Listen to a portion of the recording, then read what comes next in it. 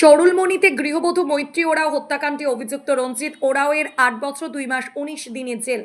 কিন্তু সাজা ঘোষণার পরের দিনই জেল থেকে মুক্তি পেয়ে যাবে রঞ্জিত। প্রসঙ্গত ২০১৮ সালে ১৯শে জানুয়ারি চাঁচল চরুলমণি এলাকায় গৃহবধূ মৈত্রী ওরাওকে দুপুর ৩টে নাগাদ বাড়ির সামনে কোদাল দিয়ে মাথায় আঘাত করে স্থানীয় যুবকের রঞ্জিত ওরাও প্রথমে মালতীপুর গ্রামীণ হাসপাতাল এবং পরবর্তীতে মালদা নিয়ে যাওয়ার পথে গৃহবধূর মৃত্যু হয়। ঘটনায় অভিযোগের ভিত্তিতে চাঁচল থানার পুলিশ অভিযুক্তকে গ্রেফতার করে। শুরু হয় মামলা চলাকালীন সাজা ঘোষণার দিন পর্যন্ত অভিযুক্ত জেল হেফাজতে ছিল। গতকাল চাঁচল মহকুমা আদালতে বিচারপতি দীপঙ্কর রায়ের এজলাসে রঞ্জিতকে দোষী সাব্যস্ত করা হয়।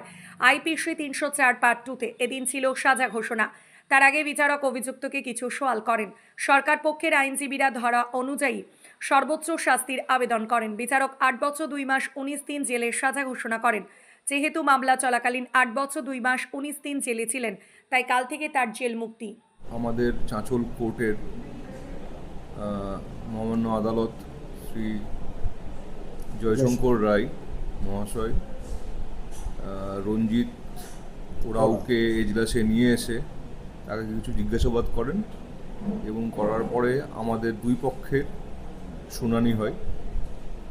আমরা যেহেতু গতকাল ভারতীয় দণ্ডবিধি ৩০৪ পার্ট 2 ধারা মতে তাকে দোষী সাব্যস্ত করে, তো আমরা সেখানে যেহেতু 10 বছরের পানিশমেন্ট, আমরা তার পুরোটাই দাবি করি, প্রার্থনা করি মাননীয় আদালতে, এবং মাননীয় আদালত সমস্ত কিছু বিচার করে আজকে তারা ৮ বছর ২ মাস ১৯ দিন সাজা ঘোষণা করে এবং সেটা তাকে ওপেন এজলাসে শোনানো হয়। এবং এই কেসে এই রঞ্জিত ওরাও যে আসামি, সে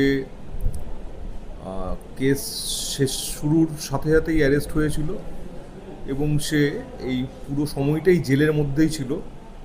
আমরা সরকারিভাবে তার বহুবার বেল অবজেকশন দিয়ে তাকে জেলে রাখার ব্যবস্থা করার চেষ্টা হয়েছে এবং পুরো মামলাটাই কাস্টাডি ট্রায়াল হয়েছে। সে সমস্ত সময়টাই জেলে ছিল এবং সে সর্বমোট ৮ বছর ২ মাস ১৯ দিন জেলেই ছিল। এই পুরোটাই সাজা ঘোষণা করেছেন আজকে মাননীয় আদালত।